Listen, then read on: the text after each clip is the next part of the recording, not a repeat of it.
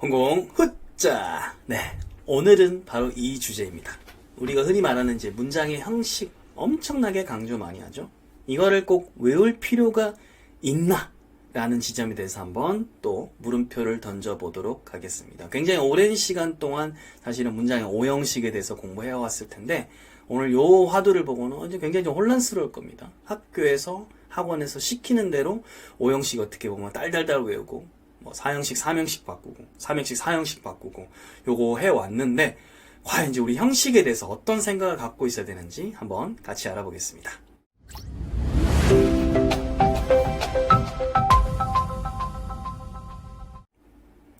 자, 일단 문장의 오형식이라는 것은 이게 뭐 영국의 학자가 이렇게 만든 겁니다. 그래서 텔버트 아니언스라는 우리 양파 형님께서 오형식을 이제 만들었고 굉장히 어떻게 보면 효율적입니다. 모든 문장을 5가지 형식으로 분류할 수 있기 때문에 사실은 우리 같은 외국인들이 영어를 이제 배울 때 굉장히 어떻게 보면 효율적이죠.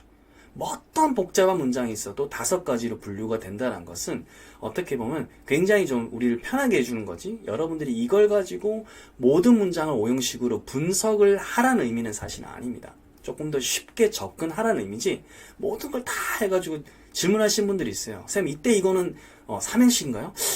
이 같은데 3인가요? 그거에 막 계속 목을 이제 메고 있는 분들이 있어요. 물론 학원이나 학교에서 가르치는 선생님들이 그거에 대해서 어떤 프로 정신을 가지고 딱 시간을 투자하거나 그걸 탐구하는 건 의미가 있죠.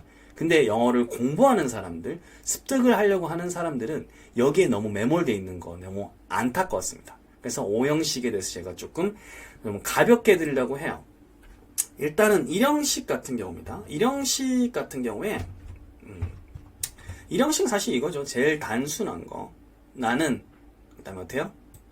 해가 떠서 이렇게 일어나는 겁니다. 자리에서 일어난다는 거예요. 나는 일어난다 와 같은 거. 이렇게 가장 기본적으로 머리하고 몸통만으로도 이제 끝날 수 있는 요게 이제 보통은 뭐다? 일형식 문장이 되는 겁니다. 가령 이제 이런 겁니다. 일형식. 형식은 일단 적진 않을게요. I get up. I get up. 사람만 볼게요. 사람만 보게 되면 아까 그림처럼 되는 거죠. 머리 그리고 몸 그리고 끝나죠. I get up. 그래서 사람만 보세요. 그래서 이 사람 관절, 머리, 몸 보통 이렇게 되는 것이 일형식이다 보시면 돼요. 자, 근데 이 사람이 이렇게 자기에 대해서 이렇게 나 일어나요? 혹은 몇 시에 일어나요? 이렇게 붙일 수도 있죠. 그죠? 붙일 수도 있죠. 일단 기본적으로 사람을 봤을 때는 이렇게 일형식이고, 두 번째 사람이 자기 어떤 직업이라든지 자기의 감정을 설명할 때가 있어요. 그때는 이 get up 같은 동사를 쓰지 않죠. 가령 여러분들 뭐예요 했을 때, 저 학생이에요 했을 때 뭐라고 해요? I am a student. 이렇게 하죠. 그죠? 그잖아요. 이때는 아까 get up이랑 다르죠. I am으로만 끝나면 어떻게 되겠어요, 여러분들? 나는 하고 끝나는 셈이 되죠. 내가 어떤 정체인지, 내가 어떤 기분인지를 반드시 나타내야 되는 거예요. 그래서 M까지 어떤 이 다리가 있으면 A라는 도시에서 M이라는 다리를 거쳐서 B라는 도시를 보여줘야 되는 거예요. 그렇기 때문에 이 비동사는 이런 보통 브릿지, 다리 역할을 하는 거고, 진짜 하고 싶은 말 이렇게 뒤에 나옵니다. 자, 이렇기 때문에 반드시 M으로 끝나면 불완전하죠. 그죠? 그래서 보완해 줄 수 있는 보충어가 나오게 되는 거고, 이 보충어는 당연히 누구에 대해 설명해 주는 거겠어요? 그렇죠? 내가 바로 이제 학생이다라는 걸 설명을 해주는 겁니다. 그래서 나에 대한 어떤 소개나 저 사람에 대한 소개, 감정 상태 이런 것들, 그렇죠? 그죠? 내가 행복하다고 할 때도 I am까지만 하면 의미 전달이 안 되죠. happy가 와야 비로소 내가 어떤 지금 감정이 있는지를 드러내주니까 이 am이라는 다리 역할 하는 동사가 등장하고, 이걸 이제 비동사라고 합니다. 그래서 이렇게 일반적으로 제일 간단한 문장, 요거 일형식이 되는 거고, 나에 대한 어떤 직업이라든지 나의 상태를 말해줄 때는 필연적으로 am 다음에 혹은 is 다음에 are 다음에 뭔가 형용사라든지 명사가 나와야 되는 거죠. 요런 것들 보통 이형식이라고 합니다. 자, 그리고 1 적을게요. 그럼 2 3형식이 어떻게 보면 영어에서 가장 많이 씁니다.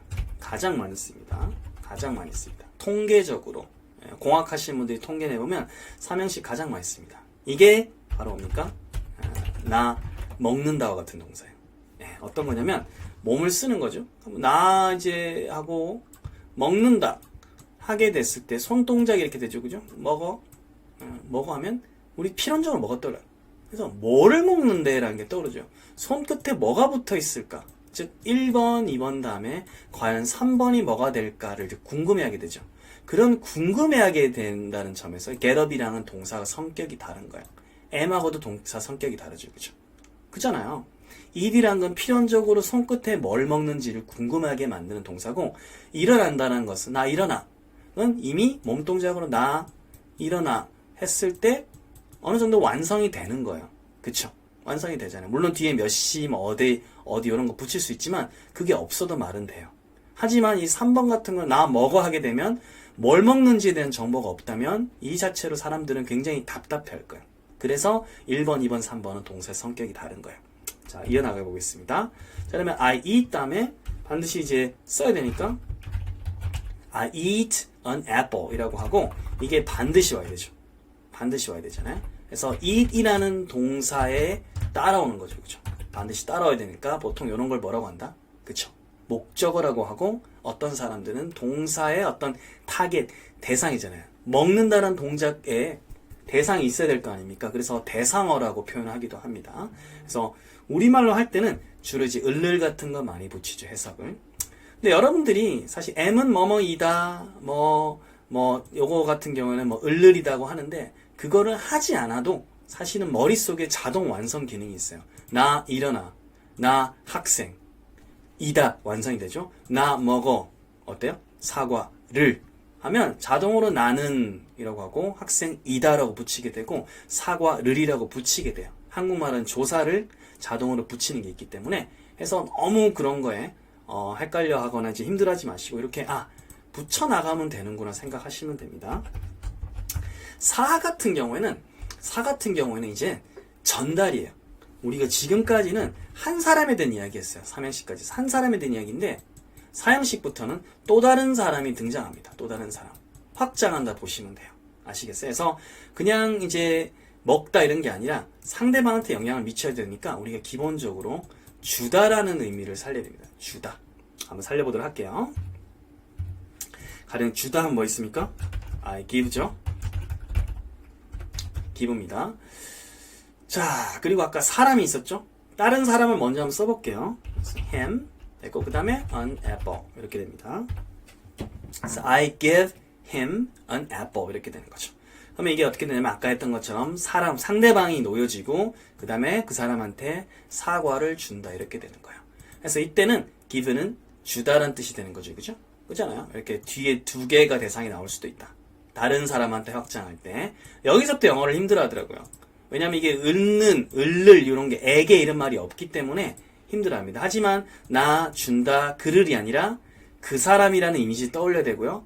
그 사람한테 사과를 주는구나 라고 자동 완성을 해야 되는 겁니다. 기계적으로 나 준다 그를 사과 하는 게 아니라, 물론 그를이라고 해도 머릿속으로 자동 완성이 다시 바꾸겠죠. 그에게라고. 그래서 기본적으로 나 준다 그 사람 사과. 그 사람한테 사과 준다는 거구나. 머릿속으로 자동 완성이 되니까 어순으로 딱딱딱딱 붙이면 되는 거예요. 그리고 주의할 거는 같은 단어라도 여러분들 3형식으로 쓰였을 때랑 4형식 쓰였을 때랑 자동 완성 조금씩 달리 가게 됩니다. 가령 보세요.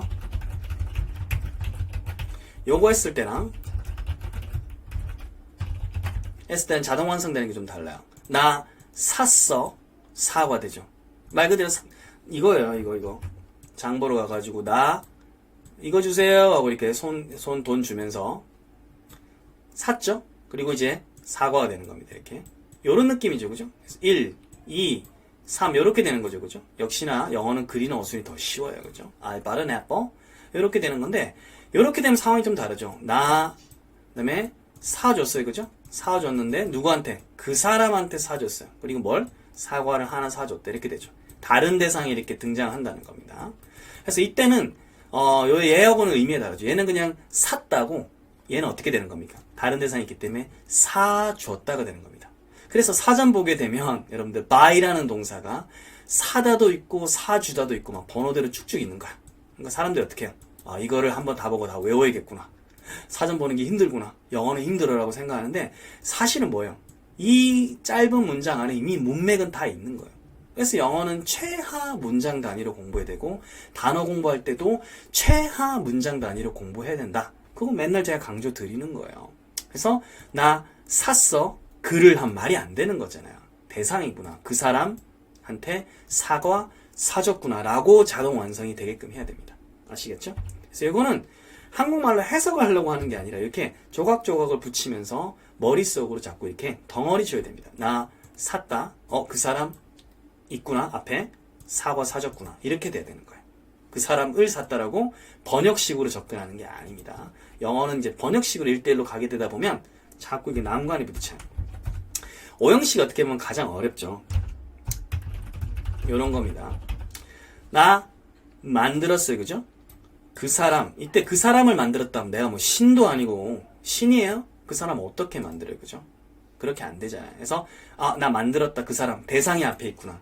그 사람이 어때? 얼굴이 해피해지는 겁니다. 그래서 얘를 보통 뭐라고요? 목적어라고 하고 목적보호라고 합니다. 즉 목적어에 대한 보충어예요. 즉 해피한 건 누구예요? I가 아니라 힘이라는 거예요. 선생님 너무 어려워요. 아니에요. 보세요. 해피한 거에서 가까운 사람이 누구예요? 힘이에요. 원어민들이 천재가 아니에요. 해피한 대상을 한참 전에 말했던 I까지 찾아가지 못해요. 그래서 바로 앞에 있는 힘이 해피하다는 거예요. 그래서 연속으로 생각하면 돼요. I made 다음에 톰이 행복한 거면 I made Tom happy 이렇게 되는 거예요. 그래서 바로 앞에 있는 녀석의 상태를 나타내 주는 겁니다. 그럼 또 이렇게 물어보겠죠. 얘도 두 단어 붙었고 얘도 두 단어 붙었는데 차이가 뭐예요? 다르죠. 나는 사준 거예요. 그 사람한테 손에 사과를 쥐어준 거고요. 그 사람 어떻게? 그 사람 얼굴에 행복하다고 미소가 지어지는 겁니다. 그래서 얘는 뭔가를 이제 주는 게 되는 거고 얘는 이제 어떤 상태로 만들어주는 거죠. 그래서 이때 이 made는 우리 삼형식에 또 다릅니다. 얘랑 또 달라요. 느낌이. 나는 만들었다고 그 의자를 끝나잖아요. 그래서 나 만들었어. 뚝딱뚝딱 의자 이렇게 받아들이는 거고 나 뚝딱뚝딱 그 사람 어떻게? 샤라랑 행복하게 만들었다. 이렇게 가는 겁니다. 그래서 같은 made를 썼지만 문장 구조로 봤을 때 얘는 뒤에 대상 하나 그 다음에 상태 하나 나오는 거고 얘는 어때요? 요거 하나 그냥 대상 하나 이렇게 나오는 거예요. 그래서 이 같은 make라고 해도 역시 뭐다? 뒤에 뭐가 나오냐 따라서 이렇게 조금 유리하게 달라지는 겁니다. 그래서 원어민들은 사실 말할 때 이걸 결정을 하고 말하니까 뒤에 올 게 이제 뒤에 올 걸 짝짝짝 갖다 붙이겠죠. 그죠? 그잖아요. 원어민들. 근데 거꾸로 원어민들한테 요거 더 채어 없애고 힘 해피란 말 없앤 다음에 이 두 개 made 뜻 구분해봐라고 하면 구분 못하죠. 그잖아요. 그잖아요. 이 뒤에 뭐가 올지 어떻게 알고. 자기가 말할 때는 자기가 이미 마음속에 결정을 하고 하기 때문에 이때 made를 그렇죠. 자기는 쓰임에 따라 달리할 수 있죠. 하지만 이 예문만 가지고 봤을 때는 뒤에 거 적지 않으면 원어민도 알 수가 없는 거예요. 그래서 항상 이런 걸 보고 되게 헷갈려 하시는데 문장을 전체를 보세요. 그렇게 소리내서 읽어보시고 마음속으로 하나, 둘, 셋 보통 3개에서 4덩어리면 끝납니다. 아시겠죠? 그래서 보통 형식은 이런 식으로 정리가 되고 같은 동사라도 이 구조에 따라서 조금씩 다르게 이미지를 가져가시는데 크게 차이 나진 않습니다. 아시겠죠? 그리고 이게 오형식에다가 말했지만 조금 더 이제 우리가 부과시키고 싶으시면 시간, 장소, 기타에 대한 것을 덩어리로 이렇게 붙이면 되는 거예요. 그래서 이런 짜질구리한 것들, 부사적인 것들은 어떻게 하면 돼요? 마지막에 붙이면 되는 거예요. 어떻게? 이렇게. I get up 다음에 at 6. 그렇죠? 이렇게 되죠? 그 다음에 I bought an apple in the store. 이제 붙이면 되잖아요. 이런 식으로 in the store 하게 되면 장소가 되는 거고, 그렇죠? at 6 하게 되면 시간이 되는 거죠, 그죠? 기타, 뭐 부사라든지 전치사하고 붙일 수 있겠죠. 그래서 얘들은 부록으로 그냥 마지막에 붙이는 거니까 붙어 있더라 하더라도 문장 어떤 뼈대로는 간주하지 않아요. 얼마든지 붙였다 뗐다 할 수 있기 때문에. 알겠죠? 영어 확장하는 데 있어서. 자, 그렇기 때문에 문장의 오형식은 사실은 굳이 우리가 외운다기보단 이런 대표 문장을 보고 여러분들이 거꾸로 방금 제가 해본 것처럼 설명할 수 있다? 사실은 게임 끝나는 거예요. 사실 오형식이라고 표현하기보다는 동사의, 그 문장에서의 동사의 성격이다. 그 성격에 따라 뒤에 뭐가 올지가 결정이 된다. 결정이 된다. 그렇게 보시면 될 것 같습니다. 그래서 짧은 시간에 제가 5형식을 설명을 해드렸죠. 기존에 약간 주입식으로 만약 공부하셨다면 그거에 좀 패러다임을 깨시기 바라고요. 오늘 영상 도움이 되셨다면 좋아요, 댓글, 그리고 구독, 그리고 다른 분들한테도 공유 많이 해주시고요. 저는 실용영어 기반을 뒀기 때문에 이런 식으로 문법 설명을 계속 하고 있고 앞으로도 계속 할 겁니다. 우리 홍콩 많이 알려주세요. 홍콩 후짜!